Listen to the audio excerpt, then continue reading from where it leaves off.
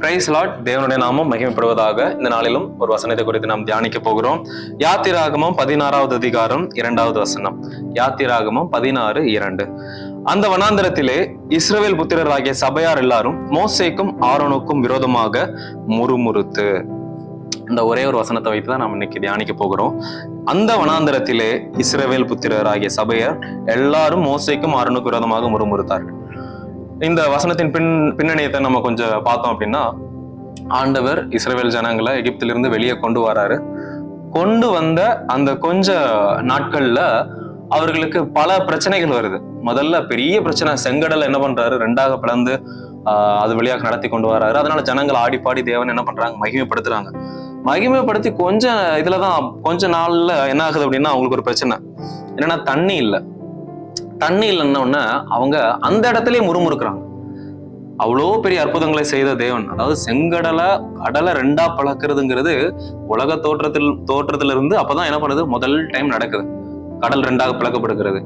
அப்படிப்பட்ட அற்புதத்தை பார்த்த அந்த ஜனங்களுக்கு குடிக்க தண்ணி இல்லைன்னு மோசையை பார்த்து என்ன பண்றாங்க, முறுமுறுக்கிறாங்க. ஆண்டவரை பார்த்து இதை சொல்றாங்க, அதாவது ஜோக்காக நிறைய விஷயங்கள் பேசுறாங்க. என்னன்னா, அங்க எங்களுக்கு புதைக்கிறதுக்கு இடம் இல்லைன்னா எங்களை இந்த வனாந்திரத்துக்கு கூட்டு வந்தீங்க அப்படின்னு சொல்லிட்டு நிறைய வார்த்தைகள் ஆண்டவர் மேல விடுறாங்க.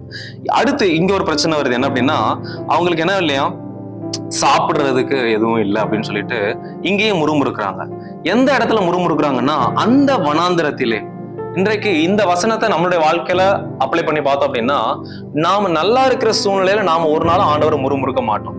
நாம சந்தோஷமா வாழ்கிற நாட்கள்ல நாம ஒரு நாளும் ஆண்டவரை முறுமுறுக்க மாட்டோம். மாறாக எப்ப நாம முறுமுறுப்போம்னா, வனாந்திரமான நம்ம எப்போ ட்ரை ஆகுறோமோ, எதுல, ஆவிக்குரிய வாழ்க்கையில, உலக பிரகாரமாக, பொருளாதாரத்துல, குடும்பத்துல எப்பெல்லாம் நம்ம ட்ரை ஆகுறோமோ அப்பெல்லாம் நம்முடைய வாய், அதாவது நம்முடைய மனம் என்ன பண்ணுதுன்னா, ஏதோ ஒரு விஷயத்த முறுமுறுக்க ஆரம்பிக்கும்.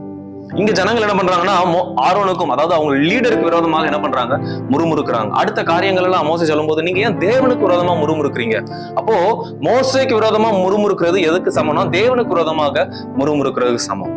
ஆண்டவர் ஆனாலும் கூட அவர்களுடைய ஜெபத்தை கேட்டு அவர்களுக்கு மன்னாவை கொடுக்கிறார், இறைச்சியை கொடுக்கிறார். இப்படிப்பட்ட பல காரியங்களை நம்ம பார்க்கிறோம். அப்போ நம்மளுடைய வாழ்க்கையில நம்ம கற்றுக்கொள்ள வேண்டிய, இந்த வசனத்தின் மூலமா கற்றுக்கொள்ள வேண்டிய விஷயம் என்னன்னா, நாம ட்ரை ஆகும் போது ரொம்ப கவனமா இருக்கும். நம்ம வாழ்க்கையில விரும்பாத சூழ்நிலை வழியாக, போராட்டங்களின் வழியாக செல்லும் பொழுது நம்ம ரொம்ப கவனமா இருக்கணும். ஏன்னா நம்ம மனம் அப்பதான் ஆண்டவரை முறுமுறுக்கிறதுக்கு என்ன பண்ணுமா, ஆயத்தமாகணும். அந்த சூழ்நிலையிலும் ஒரு நாளும் முறுமுறுக்காம ஆண்டவர் மீது ஒரு குறையும் சொல்லாம அமைதியா என்ன பண்ணுங்க, உங்க வாயை மூடிக்கொண்டு அமைதியா இருங்க. அந்த வசனம் கூட சொல்லப்பட்டிருக்கு, நீங்கள் சும்மா இருங்கள், கர்த்தர் உங்களுக்காக யுத்தம் பண்ணுவார். சில நேரங்கள்ல நாம இந்த மாதிரி சூழ்நிலை வழியாக போகும்போது ஆண்டவர் நம்மளை பரிசோதித்து பார்க்கிறார். இந்த வனாந்திரத்தின் சூழ்நிலைகள் வழியாகத்தான் வேதத்துல பல மனிதர்களை தேவன் என்ன பண்ணாராம், அவர்களை சோதித்து பார்க்கிறார். ஏன் இயேசு கிறிஸ்துவுமே 40 நாள் வனாந்திரத்துல இருக்கும்போது சோதிக்கப்பட்டார். இப்போ நம்மளுடைய வாழ்க்கையில நாம எப்போ எப்படிப்பட்டவர்களா மாறுறோம் அப்படிங்கிறது தெரியணும்னா, நாம ட்ரைனஸ்குள்ள போகும் பொழுதுதான் நம்மை பற்றி நாம் யார் என்பதை நாம் அறிந்து கொள்ள முடியும். இந்த வசனத்துல இருந்து நாம கற்றுக்கொள்ள வேண்டிய விஷயம் என்னன்னா, ஒரு நாளும் ஆண்டவர் முறுமுறுக்காதீங்க.